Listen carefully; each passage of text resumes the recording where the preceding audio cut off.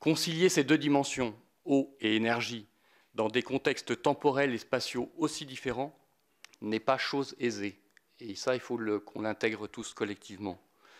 Nous avons depuis des années adapté notre gestion pour y faire face. Nous relâchons des centaines de millions de mètres cubes chaque année pour d'autres usages, tout en assurant les besoins de flexibilité du système électrique, puisque c'est la qualité première de l'hydroélectricité.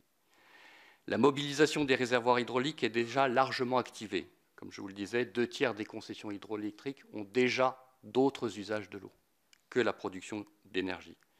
Dans beaucoup d'endroits, le fait que les barrages hydroélectriques servent d'autres usages a ainsi masqué le besoin d'adaptation au changement climatique des bénéficiaires. Nous avons tenu en 2022, dans un contexte doublement inédit, une sécheresse exceptionnelle l'été qui nous a conduit à déstocker bien plus que la normale, 800 millions de mètres cubes, soit en 2022, donc soit 60% de plus que la moyenne 2015-2021. Et plusieurs retenues ont été totalement vidées, à la limite de la vidange. Et en même temps, gérer un risque sur l'approvisionnement en énergie pour l'hiver, puisqu'on s'attendait à un hiver très tendu, ce qui sera encore le cas cette année, 2023, puisqu'on s'attend à un été déjà tendu du point de vue de l'eau, et puis on s'attend à un hiver compliqué encore sur l'équilibre offre-demande sur le réseau.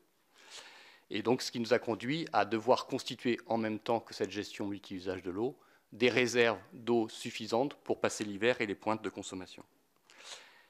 Dernièrement, il y a aussi des limites, même purement physiques, à l'exercice et leurs éventuelles mobilisations supplémentaires des retenues hydroélectriques ne seront pas une solution miracle.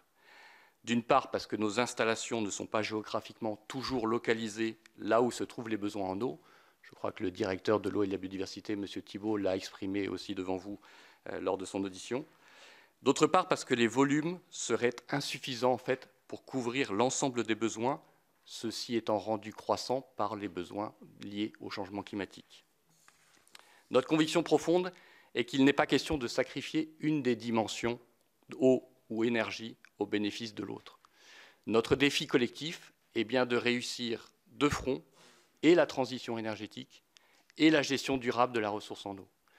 Pour nous, il est donc nécessaire, et j'en terminerai par là, au-delà de la contribution des réservoirs hydro en régime normal qui continuera de trouver de nouvelles solutions face aux besoins en eau, soit par la sobriété des usages, soit par la constitution de nouvelles capacités de stockage, de continuer à développer l'hydroélectricité pour les besoins du système électrique, notamment parce qu'on aura de plus en plus besoin de flexibilité.